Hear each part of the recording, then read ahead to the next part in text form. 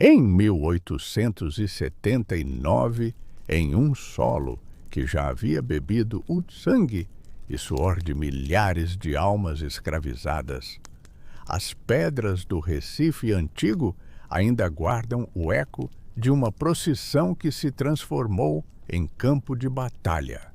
Na Rua da Guia, onde hoje turistas fotografam casarões coloniais, uma placa desbotada mal consegue contar a história de Helena, a mulher que arrancou a língua de um coronel e degolou 5 feitores em plena festa do Rosário. O metal corroído traz apenas em memória dos que lutaram, mas as cicatrizes nas paredes de pedra sabem de cada gota de sangue derramada naquela noite de outubro. Antes de continuar, comenta tua cidade e a hora exata no teu relógio agora. Helena trabalhava na cozinha da Casa Grande do Engenho São Francisco, na freguesia de São José, província de Pernambuco. Suas mãos conheciam cada faca, cada panela, cada segredo que circulava entre os corredores da propriedade do coronel Antônio Ferreira da Silva. O inventário de 1878 listava 143 pessoas escravizadas na fazenda, mas Helena não era apenas mais um número. Ela sabia ler, habilidade rara que adquiriu observando as lições do filho do patrão, e usava esse conhecimento para organizar fugas através da rede de irmandades negras que conectava os engenhos do interior ao porto do Recife. O coronel Silva tinha o costume de andar sempre com um chicote pequeno de couro trançado pendurado no pulso, não por necessidade, mas por prazer em mostrar poder. Suas botas de montaria alemãs, importadas do Rio de Janeiro, custavam o equivalente a 2 anos de trabalho de um homem livre, e ele fazia questão de pisar forte sobre o chão de pedra para que todos ouvissem sua aproximação. Na mesa do jantar, exigia que a comida fosse servida em silêncio absoluto, e qualquer ruído de louça ou conversa entre os serviçais resultava em 20 chibatadas no tronco que ficava no centro do terreiro. A Irmandade do Rosário dos Homens Pretos tinha autorização oficial para realizar sua procissão anual desde 1756.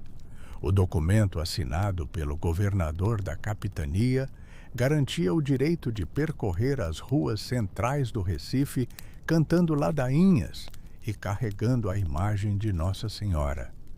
Era uma das poucas ocasiões em que pessoas escravizadas de diferentes engenhos podiam se encontrar legalmente, trocar informações e planejar fugas.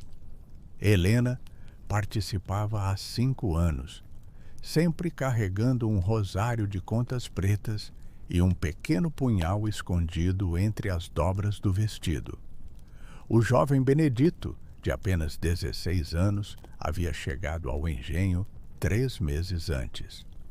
Vinha do sertão da Paraíba, separado da família em um leilão realizado na praça de Campina Grande. Sua voz era limpa e forte, treinada nos cantos de trabalho das fazendas de algodão, e ele não conseguia conter a emoção quando ouvia os hinos religiosos.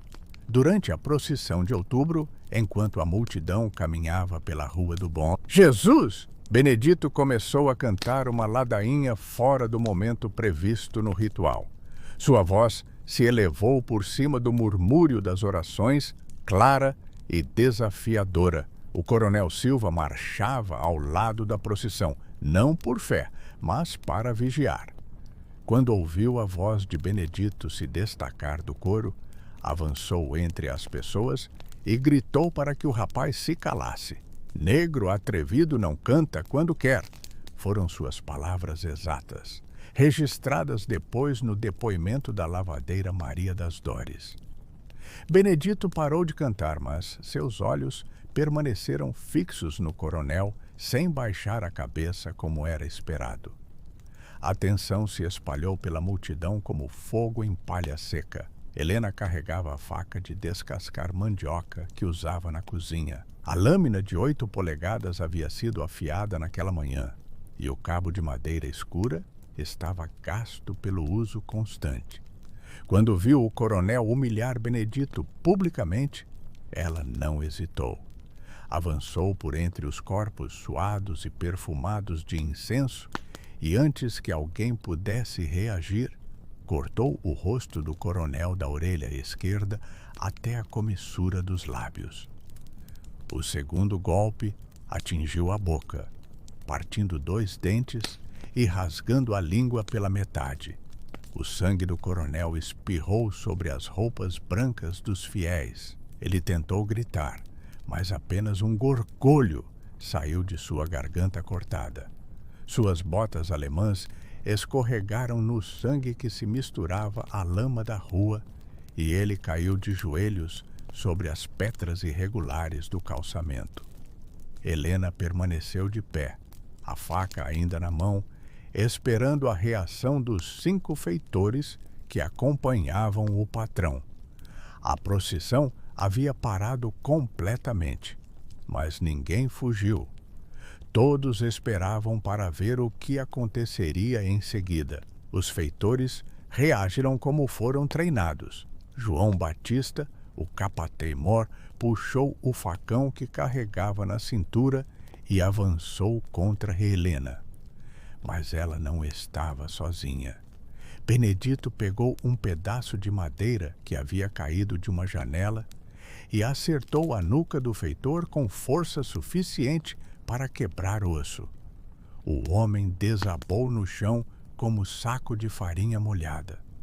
Os outros 4 feitores se espalharam, tentando cercar Helena, mas a multidão havia se transformado em algo diferente. As pessoas escravizadas que participavam da procissão carregavam ferramentas de trabalho disfarçadas de objetos religiosos. Foices pequenas, escondidas sob os mantos, martelos de ferreiro, pendurados como crucifixos, facas de cozinha amarradas nas pernas sob as saias longas. Em menos de 5 minutos, os 4 feitores restantes estavam mortos. Suas gargantas foram cortadas com a precisão de quem sabia exatamente onde enfiar a lâmina para silenciar gritos. O sangue correu pelas pedras da rua até formar pequenos rios vermelhos que desapareciam nos bueiros.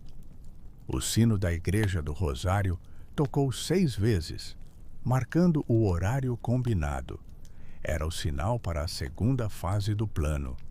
Helena puxou um molho de chaves do bolso do coronel agonizante e as jogou para Benedito. Eram as chaves do porão onde ficavam trancados os castigos mais pesados e também a chave do depósito de armas da fazenda. A procissão se dividiu em 3 grupos. Um seguiu em direção ao engenho para libertar os prisioneiros, outro correu para o porto em busca de embarcações e o terceiro permaneceu no centro da cidade para espalhar a notícia. O auto de devassa lavrado pelo delegado Joaquim Antônio de Melo, 3 dias depois, registra que a selvageria dos escravos transformou uma procissão religiosa em massacre de homens livres.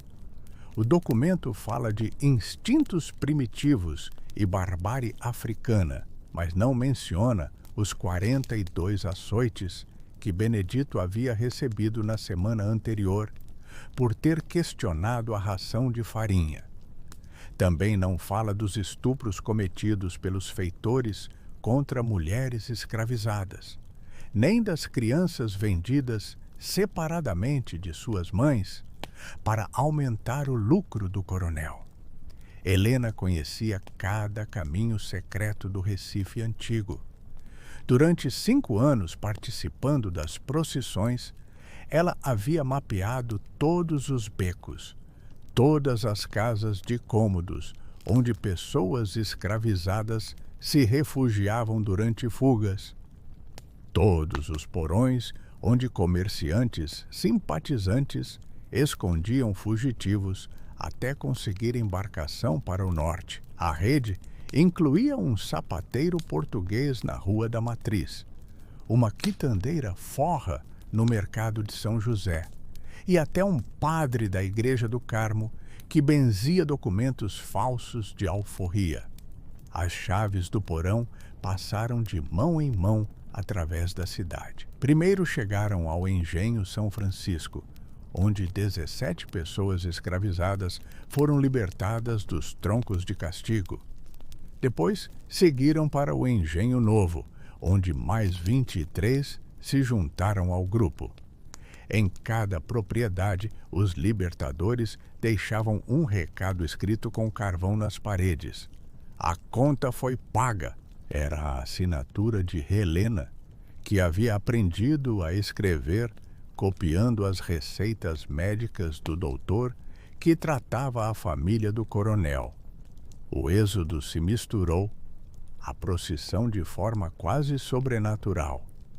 Enquanto os fiéis continuavam cantando ladainhas e carregando imagens santos, dezenas de pessoas recém-libertadas se infiltravam entre eles, usando as roupas rituais como disfarce. A multidão cresceu de 200 para mais de 400 pessoas em menos de 2 horas. Testemunhas disseram depois que era impossível distinguir entre participantes legítimos da procissão e fugitivos, porque todos cantavam com a mesma devoção. O coronel Silva agonizou por 6 horas antes de morrer. Suas últimas palavras, registradas pelo médico Hermínio Cavalcante, foram um pedido para que os negros rebeldes fossem queimados vivos na praça pública. Mas quando a notícia de sua morte chegou às autoridades, Helena e seus companheiros já estavam a caminho do porto. O plano previa 3 rotas de fuga, uma por terra até Olinda, outra por barco até Alagoas e a terceira escondida nos navios mercantes que saíam para a Bahia. Se essa história está mexendo contigo, deixa teu like e compartilha com quem precisa. Conhecer a verdade sobre nosso passado. O telegrama enviado pelo presidente da província ao ministro da Justiça, 2 dias depois, dizia: rebelião de escravos em Pernambuco controlada. 5 mortos entre feitores e 1 coronel. 40 fugitivos recapturados. Líder mulher ainda foragida. Mas a realidade era diferente. Das 87 pessoas que participaram da fuga, apenas 17 foram recapturadas. Helena havia conseguido escapar com a maioria do grupo, usando uma rede de apoio que se estendia de Recife até Salvador. A investigação policial durou 3 meses e revelou a extensão da conspiração. O relatório final, arquivado na Secretaria de Polícia da província, listava 23 pessoas livres que haviam ajudado os fugitivos. Entre eles estavam 2 comerciantes portugueses, uma família de alemães, proprietária de uma cervejaria e até a esposa de um juiz de direito. Todos foram presos, mas apenas os mais pobres foram condenados. Os proprietários ricos compraram sua liberdade com subornos equivalentes ao preço de 10 pessoas escravizadas. Helena foi vista pela última vez em outubro de 1879, embarcando em um navio mercante com destino à Bahia. Usava roupas de senhora da sociedade, conseguidas através da rede de apoio, e portava documentos falsos que a identificavam como mulher livre, natural de Salvador. O comandante do navio, segundo depoimento posterior, disse que ela pagou a passagem com moedas de ouro, mas nunca se soube de onde veio o dinheiro. Alguns dizem que foi roubado do cofre do coronel. Outros acreditam que veio de doações de comerciantes simpatizantes. Os jornais da época descreveram o episódio como selvageria bárbara de africanos primitivos. O Diário de Pernambuco publicou um editorial pedindo maior vigilância sobre os negros durante festividades religiosas e sugerindo que as procissões fossem suspensas temporariamente. Mas os jornais não mencionaram que Helena sabia ler e escrever, que organizava uma rede de fugas havia anos, que planejou cada detalhe da operação com precisão militar. Para as autoridades, era mais conveniente tratar o caso como explosão de violência irracional. A Irmandade do Rosário foi dissolvida oficialmente em dezembro de 1879. Seus bens foram confiscados e a igreja perdeu a autorização para realizar procissões públicas. Mas as reuniões continuaram em segredo, nos porões das casas de membros mais antigos, e as fugas organizadas não pararam. Se alguma coisa, o exemplo de Helena inspirou outros grupos. Em 1880, foram registradas 17 rebeliões similares em engenhos de açúcar de Pernambuco, Alagoas e Paraíba. O inventário dos bens do Coronel Silva, realizado após sua morte, revelava a extensão de sua crueldade. Entre os objetos pessoais estavam 3 chicotes de couro diferentes, um conjunto de algemas com rebites dourados e um livro de castigos, onde anotava punições aplicadas a pessoas escravizadas. A última entrada, datada de 2 dias antes de sua morte, registrava: Benedito, 20 açoites por cantar fora de hora durante o trabalho. A ironia é que foi exatamente o canto de Benedito que selou o destino do coronel. As contradições nos documentos oficiais sugerem tentativa de encobrir detalhes do caso. O auto de devassa registra a morte do coronel em 15 de outubro, mas o atestado médico está datado de 13 de outubro. O número de mortos varia entre os relatórios. Alguns falam em 5 feitores, outros em 6. O nome de Helena aparece grafado de formas diferentes, ora Helena, ora Lena, ora Helena. Essas inconsistências não foram acidentais. Eram tentativas de dificultar investigações futuras e proteger pessoas envolvidas na rede de apoio. O paradeiro final de Helena permanece mistério até hoje. Alguns historiadores acreditam que ela conseguiu chegar à Bahia e viver como pessoa livre até a abolição em 1888. Outros sugerem que morreu durante a viagem, vítima de doença ou perseguição policial. Existe ainda a teoria de que assumiu identidade completamente nova e se estabeleceu em outro país, usando os contatos internacionais da rede abolicionista que começava a se formar. A verdade é que Helena simplesmente desapareceu da história oficial, como se nunca tivesse existido. A faca que Helena usou para cortar o coronel nunca foi encontrada. Segundo testemunhas, ela a jogou no rio Capibaribe durante a fuga, mas mergulhadores contratados pela polícia não conseguiram recuperá-la. Moradores da região começaram a espalhar histórias de que a faca havia se fundido à lama do rio e que aparecia nas mãos de outras pessoas escravizadas durante rebeliões. Era uma forma de transformar um objeto real em símbolo de resistência, dando continuidade ao legado de Helena, mesmo na sua ausência.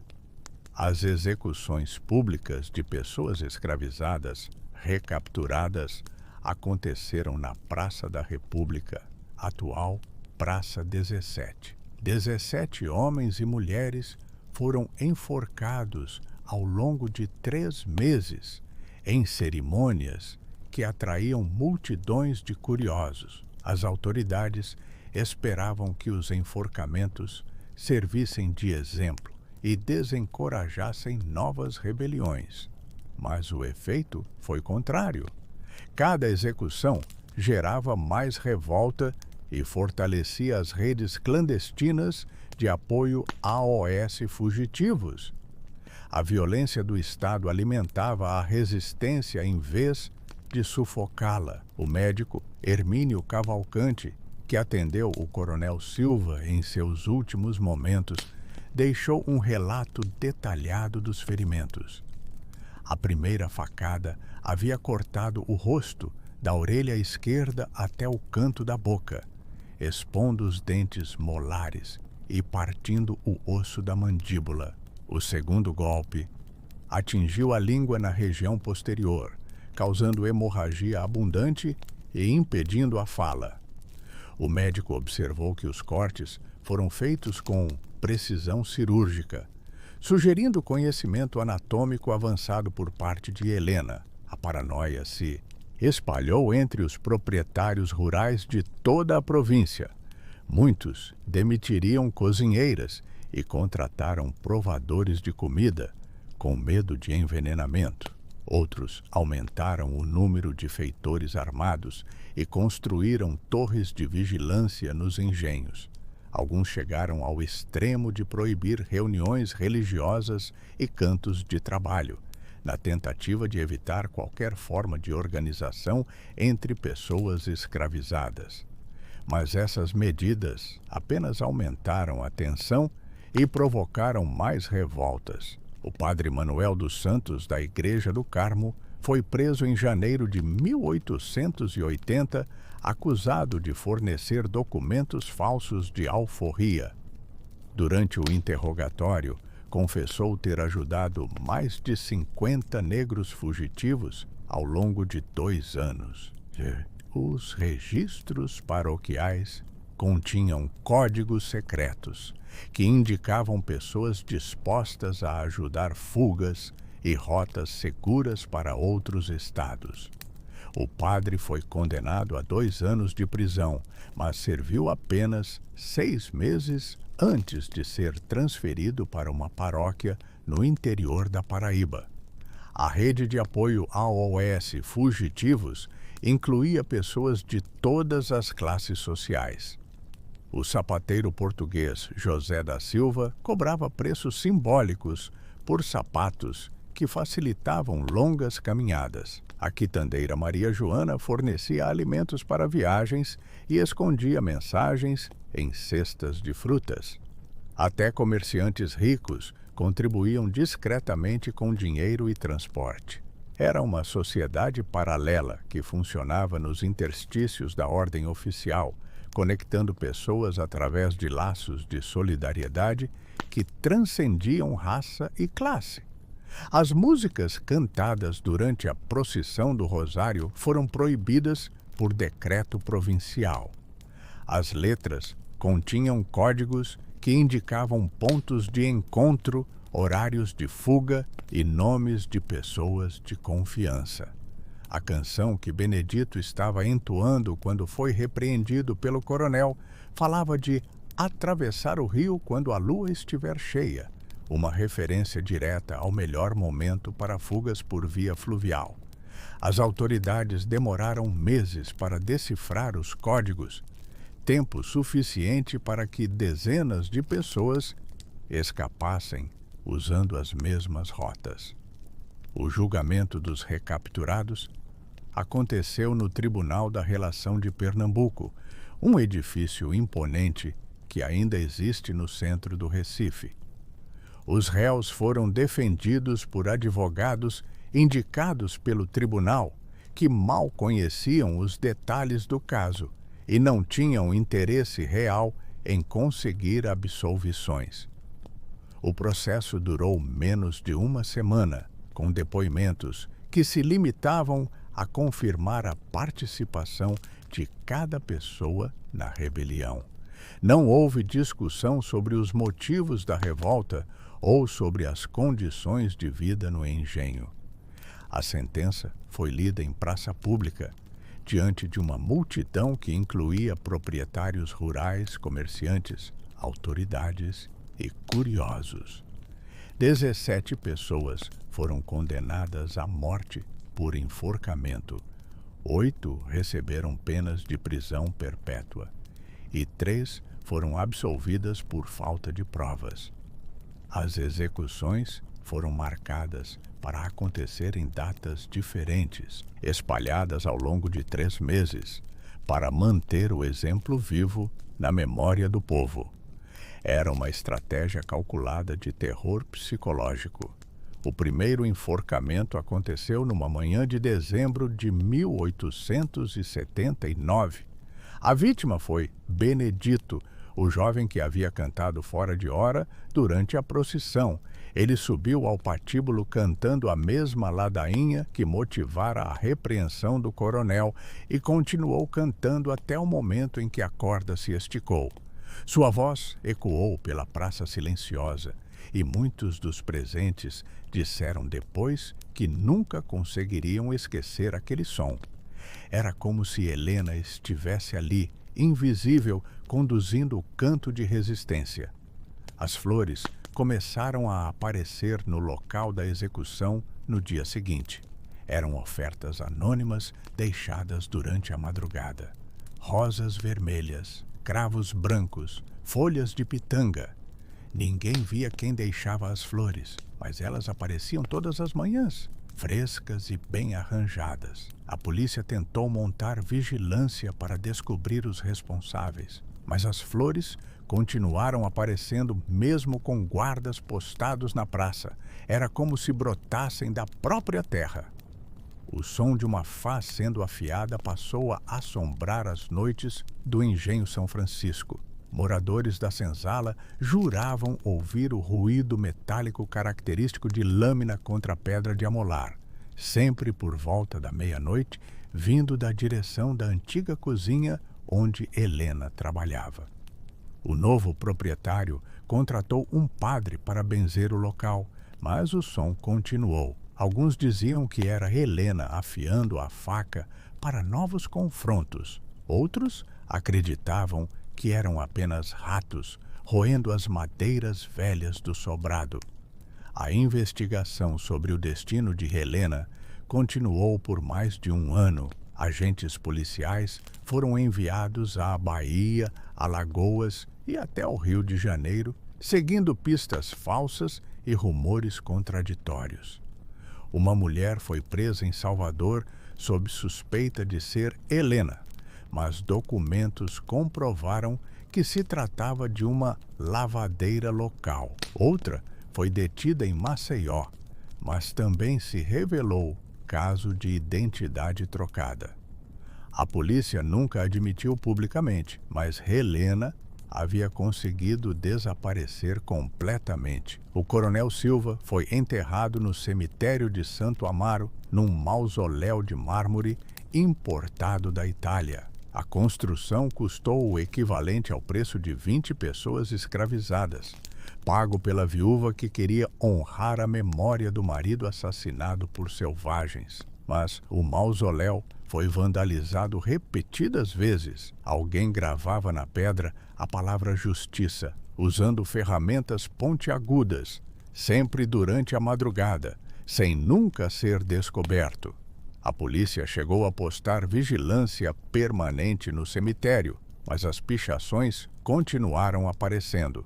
Os feitores mortos foram enterrados em covas comuns, sem cerimônia ou luto oficial. Suas famílias receberam indenizações simbólicas da viúva do coronel, mas a maioria preferiu se mudar para outras cidades. Carregar o sobrenome de um feitor morto numa rebelião de pessoas escravizadas não era recomendação para conseguir novos empregos na região.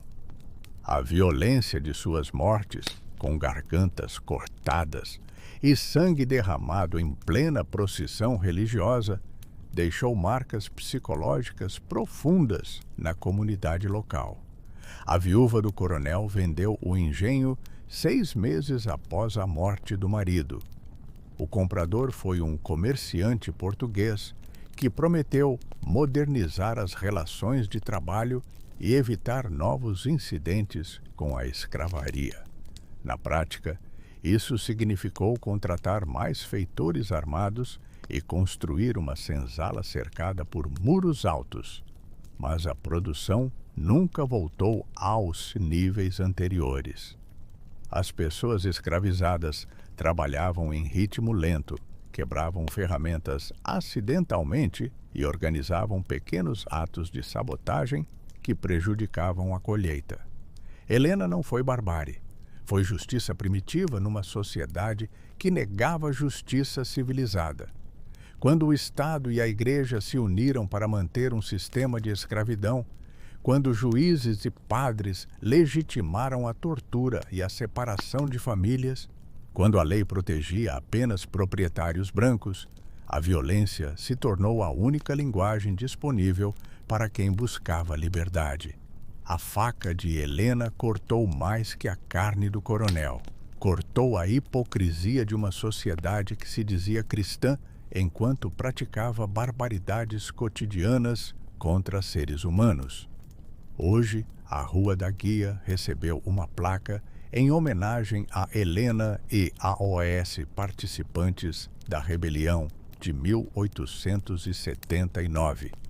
A iniciativa partiu de um coletivo de mulheres negras que pesquisou arquivos históricos durante 2 anos para reconstituir os detalhes do caso.